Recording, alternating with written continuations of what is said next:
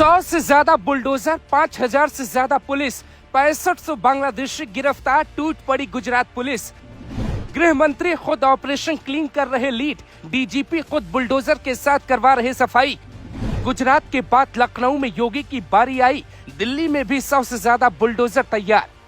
ये एआई तस्वीरें नहीं बल्कि गुजरात के अहमदाबाद की नए भारत की नई तस्वीर का सबसे बड़ा उदाहरण आपके सामने।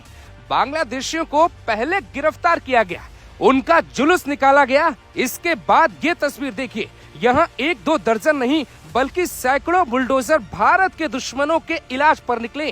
बांग्लादेशियों की बैंड बजने वाली है क्योंकि बुलडोजर के साथ 100 से ज्यादा ट्रक, 3000 पुलिसकर्मी और दर्जनों आईपीएस रैंक के अधिकारी खुद गुजरात के डीजीपी कमान संभाल रहे थे।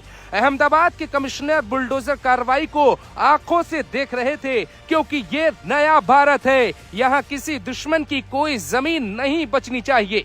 उन्हें निकालो, खोजो और बुलडोजर दौड़ा दो। यह है गुजरात के नए योगी आदित्यनाथ। बेहद छोटा कद लेकिन प्लानिंग ऐसी कि दुश्मन जाते हैं कब। जहां बुलडोजर चला है वहां कैसे इतनी भारी संख्या में बांग्लादेशियों ने कब्जा जमाया, अवैध पक्का मकान तक बनाया, ये भी जानिए। ये चंदोला झील की पुरानी तस्वीर करीब साल 2002 की है और ये तस्वीर साल 2025 की है।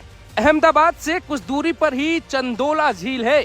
यहाँ हजारों की संख्या में बांग्लादेशी आते हैं। उनका आधार कार्ड बनाने वाला भारतीय मुस्लिम है जिसका नाम महमूद पठान है। साल 2019 में जब सीएए के लिए विरोध प्रदर्शन हो रहा था तब ये इलाका भारत में होने के बावजूद मिनी पाकिस्तान की तरह सक्रिय था। लल्लू बिहारी नाम से रहने वाला एक व्यक्ति गुजरात पुलिस पे हमला करता है। जांच हुई तो पता चला वो लल्लू बिहारी नहीं, महमूद लाल उर्फ महमूद पठान उर्फ लल्लू बिहारी था। यही बांग्लादेशियों के लिए फार्म हाउस तक बनवाता और यही बाकायदे इंतजाम करवाता। इस बुलडोजर क्रांति को नाम दिया गया ऑपरेशन क्लीन।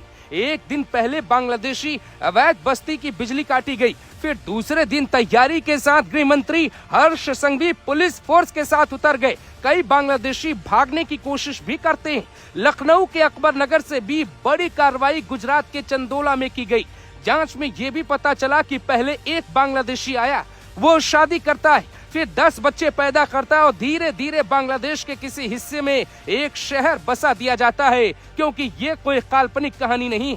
एक एनजीओ ने इस क्षेत्र को सियासत नगर नाम से बसाया। साल 2010 से 2024 के बीच अवैध कब्जों में तेजी आई। झील की जमीन पे मुस्लिम समुदाय के लोगों ने बड़े पैमाने पर अवैध निर्माण कर डाले जिसमें अवैध बांग्लादेशी नागरिकों की संख्या भी काफी थी। चंदोला लेक इलाके में अवैध कब्जों के साथ साथ मानव तस्करी का खेल भी होने लगा। यहीं से जाली दस्तावेजों के नेटवर्क का काम भी होने लगा। लल्लू बिहारी जो फरार है वही बांग्लादेशियों को रुकने, उनके आधार कार्ड बनवाने की जिम्मेदारी उठाता। पुलिस ये भी दावा करती है कि लल्लू बिहारी नाम के पीछे महमूद पठान का असली चेहरा था। उसने कई हजार बांग्लादेशियों को गुजरात में पनाह दी। हालांकि अब पूरा इलाका खाली हो चुका है। अवैध रूप से बसा पूरा शहर बुलडोजर कार्रवाई के बाद साफ हो चुका है। कई लोग सोशल मीडिया पे ये लिखने लगे हैं, ये तस्वीर दिल को सुकून देती है। ये तस्वीर यूपी के लखनऊ से भी आने वाली, ये तस्वीर बिहार के पटना से भी आ सकती है, ये तस्वीर झारखंड से भी आ सकती है। पाकिस्तान की कमर तभी टूट सकती है जब भारत में छिपे दुश्मनों को ढूंढकर कुछ इसी तरीके से बाहर निकाला जाएगा।